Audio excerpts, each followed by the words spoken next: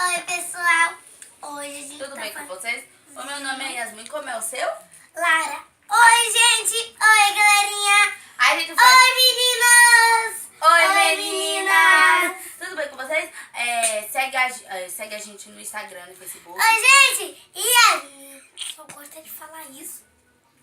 Claro, né? Se é a capa do vídeo, né, pessoal? Então, se inscreve no canal, deixa bastante like, ativa o sininho pra você ficar... Olha, gente, um coração pra vocês.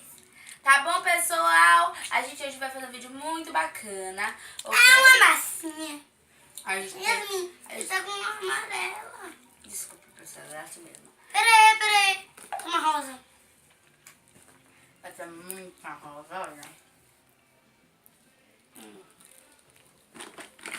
Mami. Eu vou usar essa tampinha que eu vou ensinar vocês como fazer uma bolacha de estrela. Não, eu quero fazer um negócio. Eu vou fazer só um negocinho, tá? Eu vou te dizer. Tem Pode duas, pegar. pessoal, mas tudo que eu pego ela quer pegar, então. Sabe como é, né, gente pequena, tem tempinho, muito bom. Não tome. Não tô usando já isso. Pense. Tá vendo, gente, como que é? Não! Tem que fazer dois, você fez um. Né, mamãe? Ela fez um e eu fiz dois. Eu vou fazer outra lá. Tá lindo, minha estrela.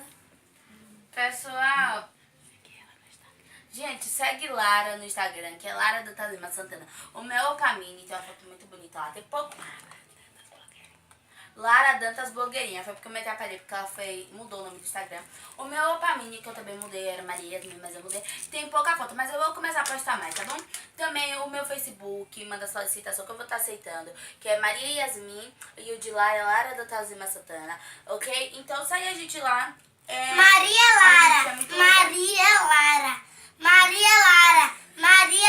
Mudei de nome.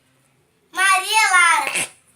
É Lara da Tazima Santana no Facebook. Não é nada, é Maria Lara. É, gente, Maria Lara. Que Maria Lara é um nome lindo. Filha, qual é o seu blog? Lara Dantas Maria. Qual é, Yasmin, o blog de Lara? Lara da Tazima Santana. Qual é, Yasmin, o blog de Lara? Lara Dantazima Blogueirinha. O Instagram tem muitas fotos, tá? Me segue lá, gente. que eu tô Aqui fazendo está muitos pronto o seguidores, bolinho. tá bom?